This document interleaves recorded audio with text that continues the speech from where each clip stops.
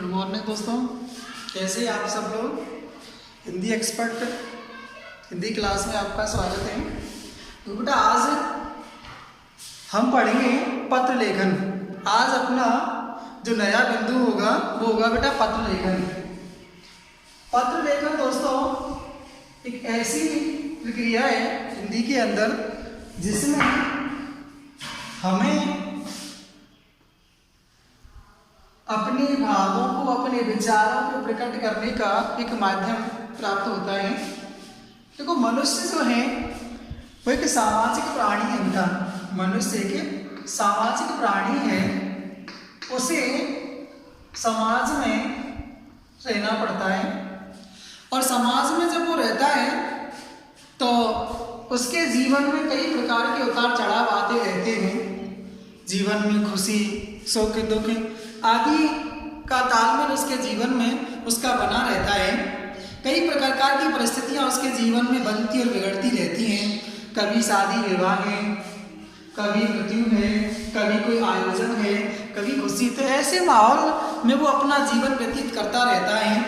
भिन्न भिन्न प्रकार के अवसरों पर व्यक्ति को पत्र व्यवहार करने की आवश्यकता पड़ती है। तो बेटा 3 अंक का बिंदु अपना ये आता है बोर्ड में, कभी कभी पूछ लिया जाता है इसको।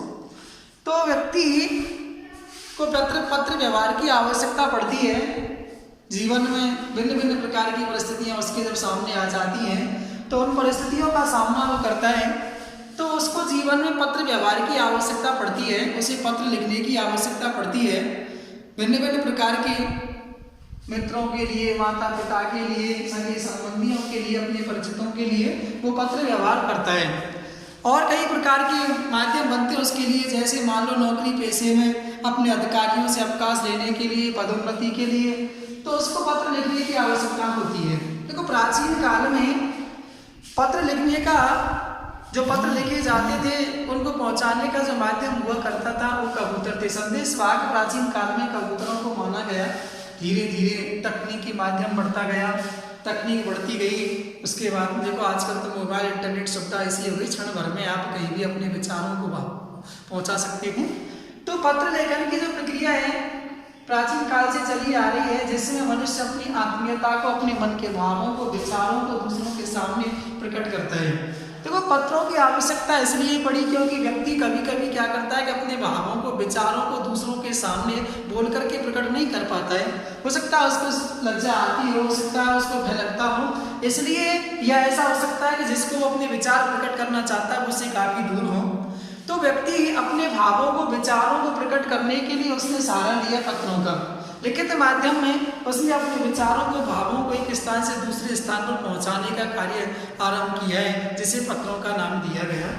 तो इस पत्र की जो सामान्य जानकारी हमारे द्वारा पढ़ी जाती है, तो सामान्य जानकारी में हम पढ़ते हैं कि मनुष्य एक सामाजिक प्राणी है, समाज में रहता है। भिन्न भिन्न प्रकार के समाज से जुड़े हुए लोगों के बारे में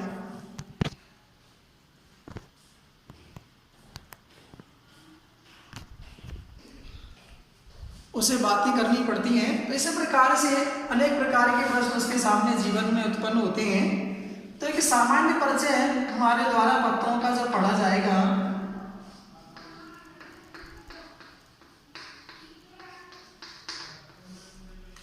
सामान्य परिचय की बात करें हम तो इसमें पढ़ा जाएगा कि मनुष्य एक सामाजिक प्राणी है।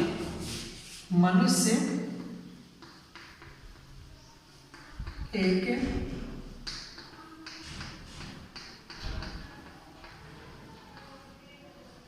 सामाजिक प्राणी है।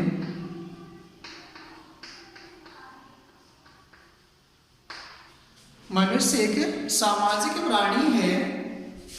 उसे अपने मन के भावों, उसे अपने मन के भावों, उसे अपने मन के भावों और विचारों को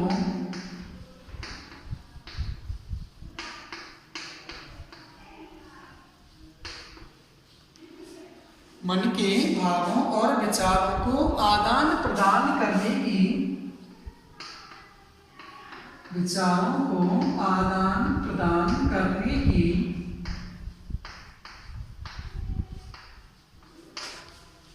आवश्यकता होती है।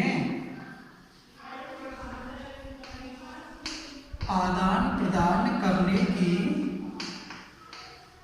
आवश्यकता होती है।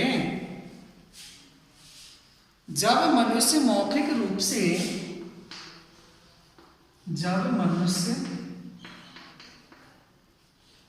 मौखिक रूप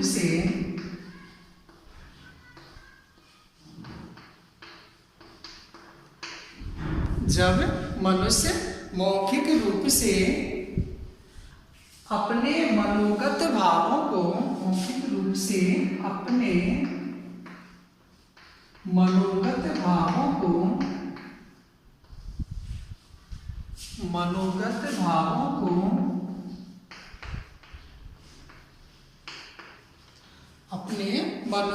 भावों को दूसरों के समक्ष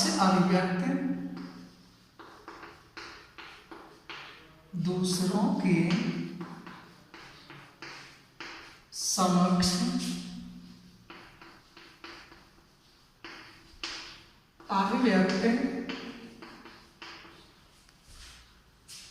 नहीं अभिव्यक्त कर तो चाहे दूसरों के समक्ष अभिव्यक्त नहीं कर पाता है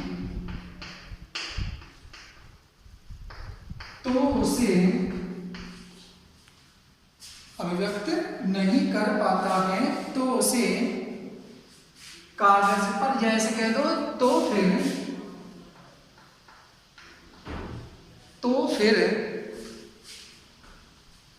वह कागज पर लिखकर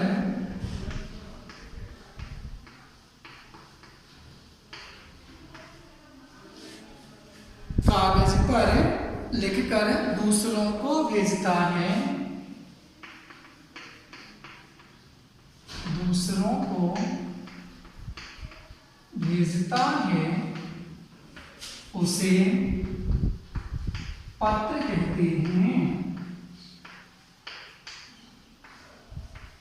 उसे पत्र कहते हैं।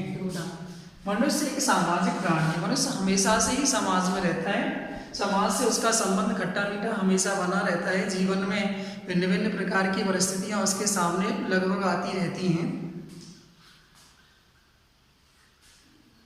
मनुष्य एक सामाजिक प्राणी है। उसे अपने मन के भावों और विचारों को आदान प्रदान करने की आवश्यकता होती है। जब मनुष्य मौखिक रूप से अपने मनोगत भावों को दूसरों के समक्ष अभिव्यक्त नहीं कर पाता है तो वह कागज पर लिखकर दूसरों को फिर अपने विचारों को अपने भावों को कागज पर लिख करके कागज पर प्रकट करके भेजता है। हेलो,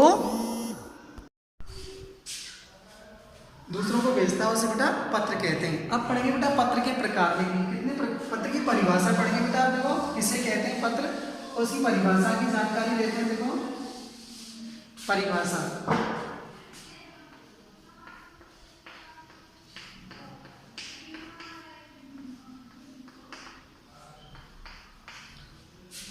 की बात करें बेटा पत्र देखो किसे कहते हैं। परिभाषा की जानकारी लेते हैं। वह लिखित माध्यम जिसमें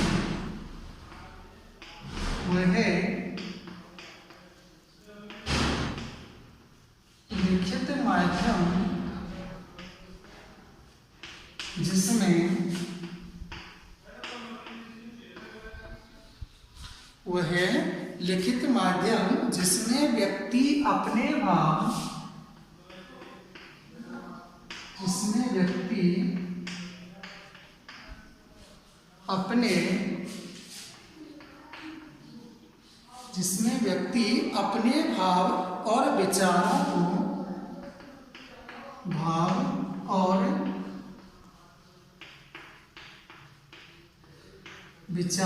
को एक स्थान से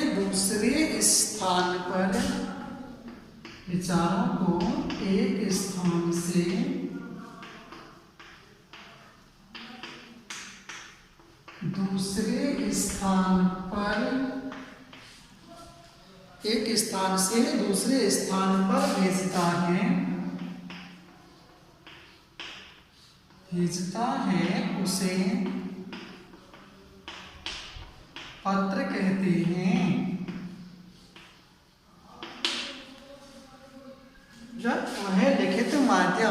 जिसमें व्यक्ति अपने भाव और विचारों को एक स्थान से दूसरे स्थान पर भेजता है उसे पत्र कहते हैं। ये बेटा पत्र की परिभाषा, वह लिखित माध्यम, अर्थात जब व्यक्ति मौखिक रूप से अपने विचारों को, विचार क्या होते हैं बेटा, भाषा की अध्वन्यात्मक इकाई जो होती है वो विचार कहलाती है। भाषा की अध्वन्यात्मक इकाई को क्या कहते हैं, विचार कहते हैं। तो जब मनुष्य अपने मन के भावों को या विचारों को एक स्थान से दूसरे स्थान पर जिस माध्यम से पहुंचाता है वह माध्यम ही क्या कहलाता है, पत्र कहलाता है। अब देखो बेटा पत्र के प्रकार, अब पहुंचाने का माध्यम पत्र है, लेकिन किस किस प्रकार से, कौन कौन से माध्यम, पत्र के कितने प्रकार बने जिनके माध्यम से वह पहुंचाता है। तो अगली हेडिंग होगी बेटा पत्र के प्रकार।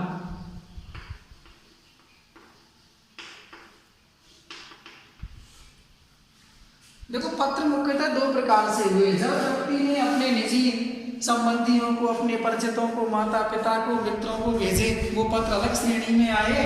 और व्यवसाय से संबंधित अपने अधिकारियों के लिए, नौकरी पेशा पाने के लिए, पदोन्नति के लिए जो पत्र भेजे गए वो दूसरे पत्र हुए। तो इस प्रकार पत्रों के जो माध्यम है, पत्र के जो प्रकार बने थे वो दो बने थे। पत्र मुख्यतः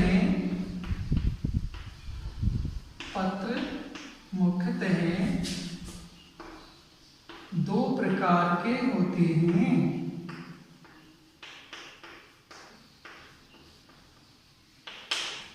पत्र मुख्यतः दो प्रकार के होते हैं। इसमें देखो पहला आता है औपचारिक पत्र।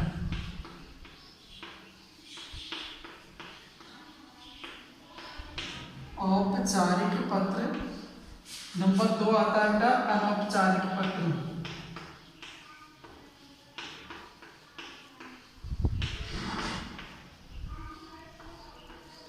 औपचारिक पत्र आते हैं और नंबर 2 पे अनौपचारिक पत्र आते हैं। तो दो प्रकार के पत्र होता है, औपचारिक पत्र और अनौपचारिक पत्र। अब देखो औपचारिक पत्र होते थे वो कार्यालय पत्रों के अंतर्गत आते थे। प्रार्थना पत्र है, शिकायती पत्र है, आवेदन पत्र है, व्यवसायिक पत्र है, ये सब किसके अंतर्गत आते थे, औपचारिक पत्रों के अंतर्गत आते थे। अपने निजी रिश्तेदार हैं, मिलने वाले, परिचित, माता पिता हैं, उनको डाले जाने वाले पत्र किस में आते थे बेटा, अनौपचारिक पत्रों की श्रेणी में आते थे। अब देखो बेटा कल पढ़ेंगे हम औपचारिक पत्र किसे कहते हैं, औपचारिक पत्र की विशेषताएं क्या होती हैं, अनौपचारिक पत्र किसे कहते हैं, अनौपचारिक पत्र की क्या विशेषताएं होती हैं, लिखते समय कौन कौन सी बातों का ध्यान दिया जाता है, कौन कौन सी बातें ध्यान रखने वाली होती हैं, इसकी चर्चा बेटा हम कल करेंगे। औपचारिक पत्रों के बारे में किसे कहते हैं, औपचारिक पत्र किसे कहा जाता है, अनौपचारिक पत्र किसे कहा जाता है, इसकी चर्चा हम कल की वीडियो में करेंगे बेटा। धन्यवाद।